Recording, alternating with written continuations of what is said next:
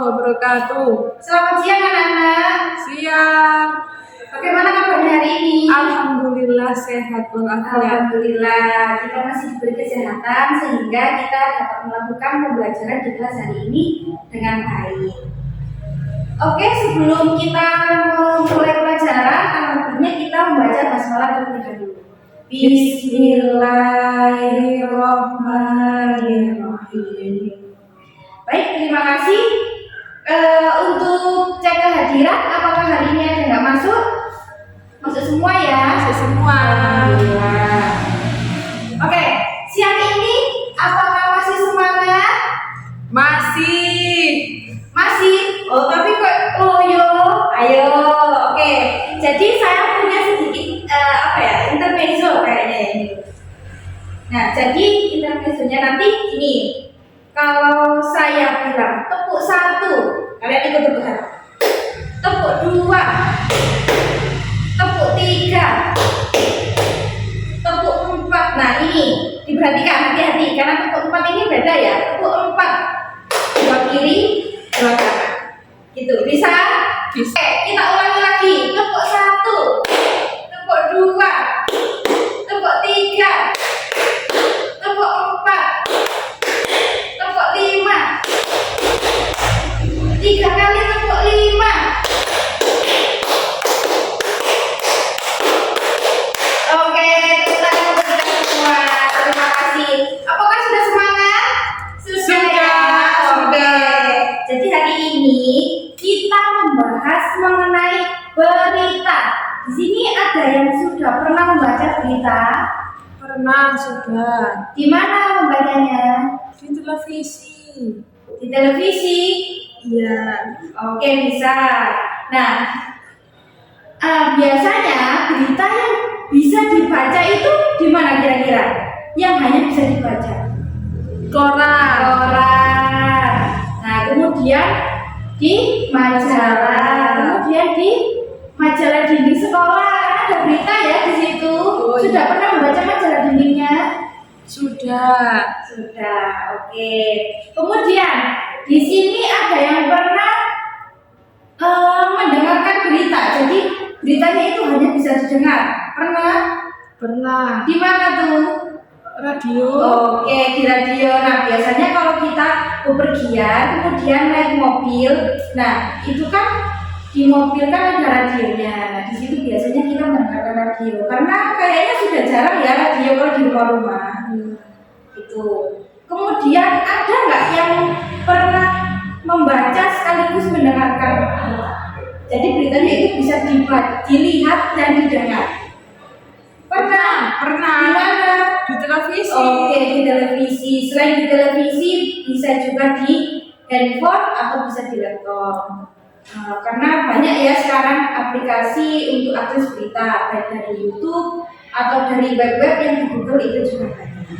Oke, sebelum kita masuk ke ini ya, berita. Jadi hari ini kita membahas tentang berita. Sebelum kita melanjutkan, untuk definisi berita sendiri, apakah ada yang tahu? Silakan angkat tangan, Mbak Vita. Oke, jadi benar ya. Jadi berita sendiri itu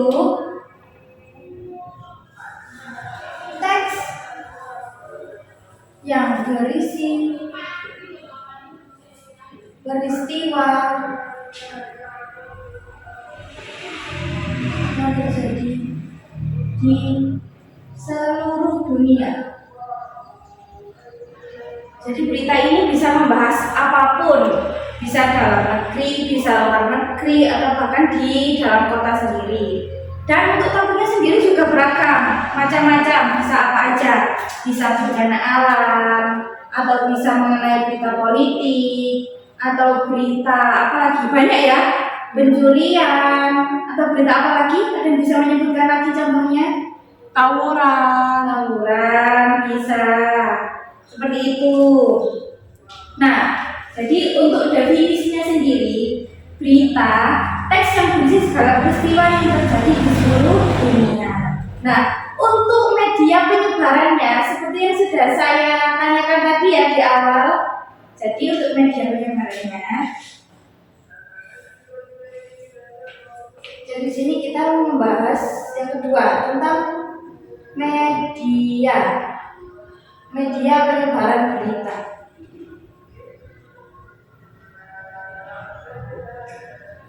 Yang pertama ada media cetak. Nah, media cetak ini biasanya berbentuk fisik seperti tadi sudah disebutkan apa aja tadi? Koran, majalah, terus mading ya, majalah gunting seperti itu. Jadi dia itu berbentuk fisik. Contohnya koran, majalah dinding. Kemudian yang kedua ada apa lagi penyebaran berita melalui media? Audio visual atau yang tadi sudah disebutkan ya, televisi, HP, laptop.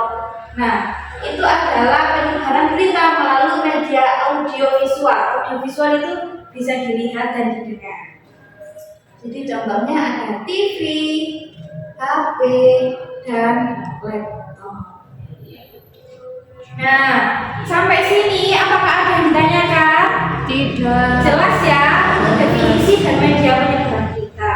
Oke, kalau sudah jelas kita lanjutkan ke ini. Sudah dibuka semua ya bukunya halaman 32. Sudah. Jadi di sini ada memahami isi berita dengan strategi prediksi. Kalau dilihat dari judulnya, prediksi itu apa sih? Benar, prediksi itu perkiraan. Bentar, saya tulis subjudulnya dulu.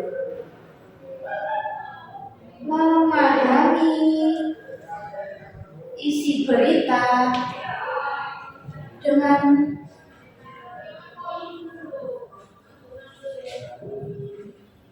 strategi prediksi atau perkiraan. Nah, gimana caranya? Ada yang tahu? Nah, di buku itu ada ya. Jadi kalau di buku itu yang pertama caranya yaitu membaca judul dan subjudul berita. Jadi kita tidak usah membaca berita secara keseluruhan, tapi hanya membaca judul dan subjudulnya saja. Nanti, kita kira-kira apa sih isinya berita tersebut? Bisa ya kayak gitu ya. Nah, kemudian setelah membaca judul dan subjudul, itu kan sudah tergambar ya. Oh, berita ini tentang kebakaran. Oh, berita ini tentang kecelakaan. Seperti itu. Jadi kita kurang lebih tahu lah topik dari berita yang dibicarakan. Kalau untuk jelasnya seperti kayak gimana, kapan, itu harus kita membaca keseluruhan. Seperti itu. Jadi untuk memahami isi berita bisa dengan strategi prediksi. Oke. Nah, untuk subteks berita ada yang tahu? Dia tersusun dari 5W plus 1H. Apa aja itu? What? When? Where? Who? Terus apa lagi? Ini masih 4. Why? Sama? How? What itu apa? What itu apa? Ya, what itu apa? Kemudian when itu kapan? Where itu apa? Di mana? Who itu siapa? Why? Mengapa? Nah, kalau yang tahu apa? Bagaimana? Oke.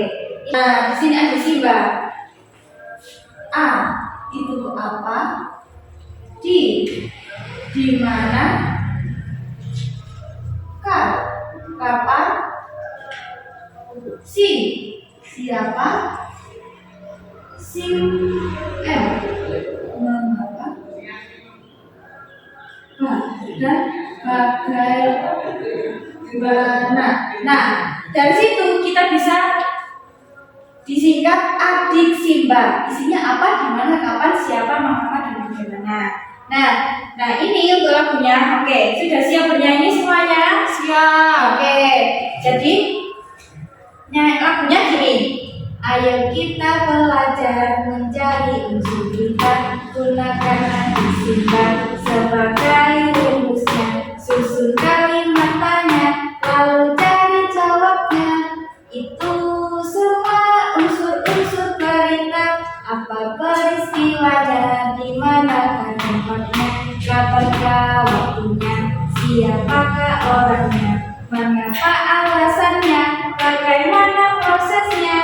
Jawabannya itulah unsur kita. Gitu ya, bisa? Oke, mari kita coba bareng-bareng ya. 1, 2, 3. Ayo kita belajar Mencari unsur kita, gunakan adik Simba sebagai rumusnya. Susun kalimat tanya, lalu cari jawabnya. Itu semua unsur-unsur berita. apa peristiwanya, Di manakah tempatnya, kapankah waktunya, siapakah orangnya, mengapa alasannya, bagaimana prosesnya. Jawabannya itulah unsur berita. Oke, teman-teman dulu semua. Bisa ya? bisa. Oke. Jadi nanti bisa diterapkan kalau kalian memudahkan menghafal unsur-unsur berita 5W1H.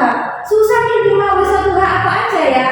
Nah, silakan langsung nyanyi aja tuh. Misalnya waktu ujian disuruh menyebutkan unsur-unsur berita apa aja ya, boleh nyanyi, tapi jangan rame ya, jangan keras-keras suaranya. Oke, seperti itu. Sampai sini apakah ada yang ditanyakan mengenai unsur-unsur berita? Tidak. Kalau sudah tidak ada yang ditanyakan, untuk tugasnya silakan di halaman yang tadi ya, berita halaman 34. Ya. Nah, silakan dibaca. Nanti silakan berkelompok ya, kelompok yang sama kayak tugasnya kemarin. Nah, beritanya itu silakan nanti dibaca, kemudian diidentifikasi. Beritanya berisi tentang apa peristiwanya, gimana tempatnya, kapan waktunya, siapakah orang yang ada yang dalam berita tersebut, mengapa alasannya dituliskan berita tersebut, bagaimana proses dari peristiwa dalam berita tersebut, dan bagaimana. Seperti itu. Untuk tugasnya apakah ditanyakan? Tidak ada ya. Nah, yang belum selesai boleh dilanjutkan dan dikumpulkan minggu depan. Oke. Sebelum kita tutup pelajaran hari ini, apakah ada yang bisa menyimpulkan? Silakan angkat tangan dulu. Ini. Oke, silakan Mbak Mifta. Boleh. Jadi tadi itu membahas mengenai berita.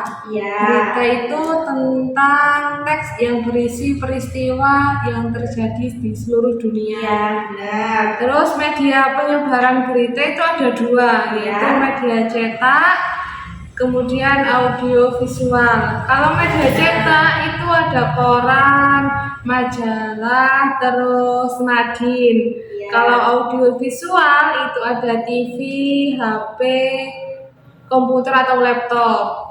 Terus unsur teks berita itu ada 5W dan 1H. Oke, terima kasih. Tepuk tangan dulu untuk Mbak Mita. Terima kasih, baik sekali. Oke, kalau sudah tidak ada yang ditanyakan, sudah bisa dipahami semuanya ya? Sudah.